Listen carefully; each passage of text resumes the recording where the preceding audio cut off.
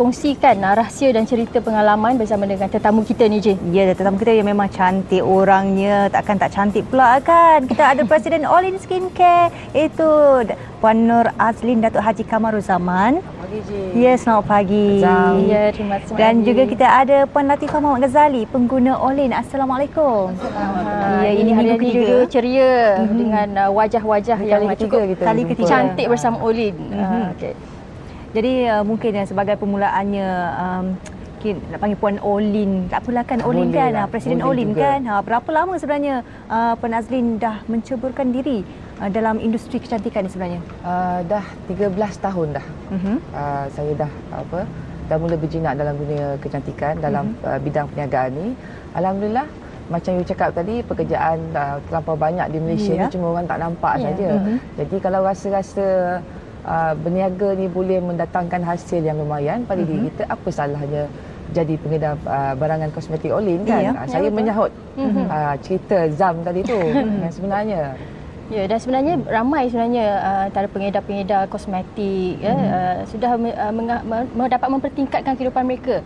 Dapat memberi pulangan yang lumayan kepada mereka sebagai pengedar ataupun stokis kepada produk industri kecantikan di Malaysia ni.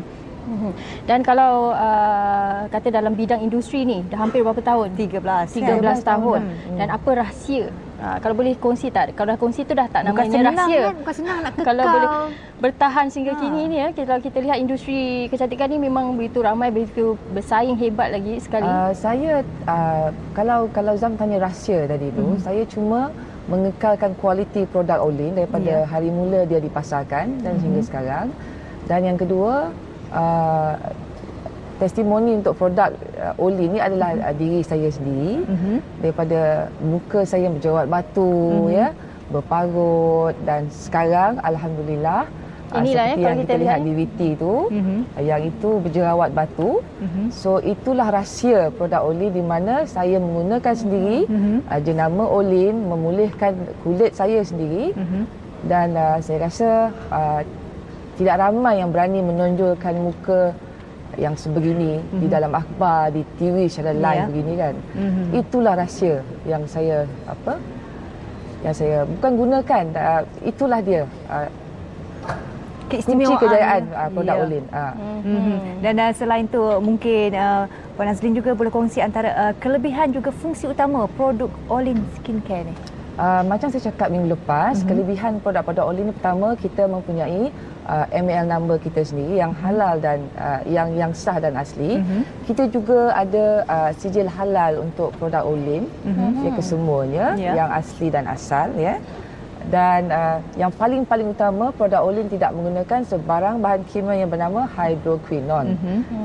Hydroquinone ni sejenis bahan kimia yang selalu kita gunakan untuk mencuci filem, yang memutihkan kulit.